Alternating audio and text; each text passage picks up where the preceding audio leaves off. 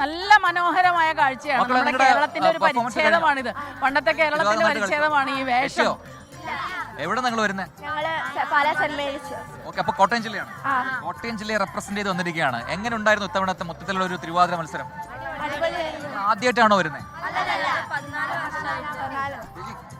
എന്നിട്ട് എങ്ങനെ ഉണ്ടായിരുന്നു?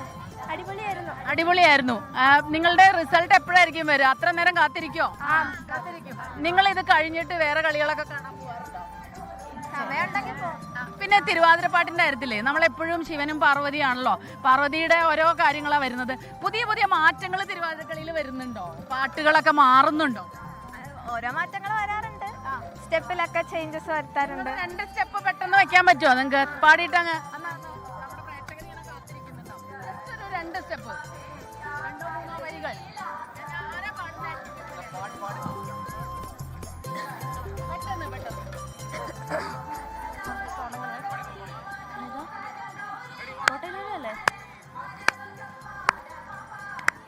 കോട്ടയിൽ വാഴും മൂർത്തി സുധാ കാത്തരുളേണമേ മംഗളമൂർത്തി അഴകിയനും ചുവടുകളിൽ മനമുണരും ഈണമതിൽ മംഗളമായി വന്നു ചേരണമേ സുഖപുരിയിൽ വാണരുളും ദക്ഷിണമൂർത്തി